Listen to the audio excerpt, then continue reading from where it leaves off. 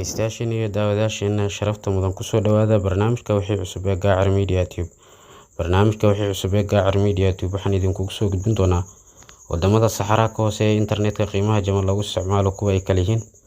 Ghana ayaa ka mid ah wadanka ugu qiimaha jaban xagga isticmaalka internetka mobile data. Sidoo kale warbixintan waxaa ka soo dhex muuqday wadamada Soomaaliya iyo Suudaan xagga qiimo jabnaanta isticmaalka internetka mobile data. dhageystayaasheena iyo daawadayaasheena sharafta mudan intaan u guda gulen warbixintaas soo dhameystiran fadlan waxaan idinka codsanaynaa like, subscribe iyo follow na daadan Gaacar Media Tube channelka iyo aan YouTube ku leenahay iyo sidoo kale page-ka Gaacar Media Tube ee aan Facebook ku leenahay.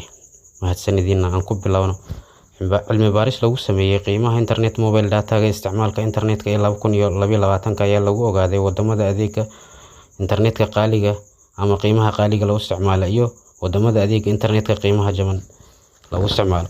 cilmi baaristan waxaa sameeyay oo soo bandhigay dagalka ama website-ka la yiraahdo kabil.co.uk ayadoo cilmi baaristan lagu sameeyay 233 wadan. cilmi baaristan ayaa si faahfaahsan u soo bandhigtay 5292 mobile data xidhmooyin iyo qiimahooda. warbixintan ayaa xustay qiimaha 1 gigabyte ee internet mobile data ga wadan walba inta uu ka yahay. sida xogta warbixintan laga helay ay tilmaamayso wadamada Saxaraha ka hooseeya Afrika qiimaha qaaliga ah ee lagu gato ama lagu isticmaalo internetka mobile data ga waxay kaga jiraan heer caalami kaalinta labaad. ha ahaatee 5 wadan oo ka mid ah wadamada Saxaraha ka hooseeya Afrika ayaa ka mid noqday 50 wadan ee caalamka ee bixiya adeegga internet mobile data ga ee qiimaha jaban ama raqiiska.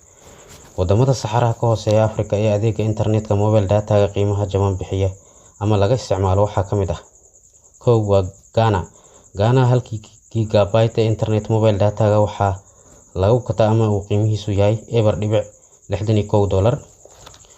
wadanka labaad waa Soomaaliya 1 gigabyte ee internet mobile data ga qiimihiisu waxaa la siistaa $63. wadanka saddexaad Nigeria 1 gigabyte internet mobile data ga qiimihiisu waa $71.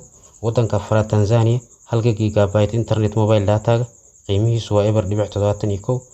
wadanka shanaad Suudaan 1 gigabyte internet mobile data ga waa $75. sida cilmi baaristan lagu sheegay 1 gigabyte ee isticmaalka internetka qiimaha ee Ethiopia waa $1 ama $52.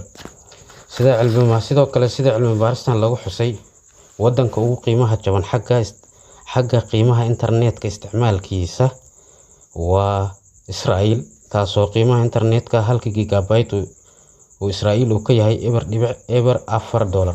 sidoo kale warbixintan heer caalami wadanka ugu qiimaha qaalisan internetka isticmaalkiisa ama qiimaha 1 gigabyte qiimo sare lagu iibsado waa jasiiradda la yiraahdo Saint Helena oo 1 gigabyte oo internet mobile data ah.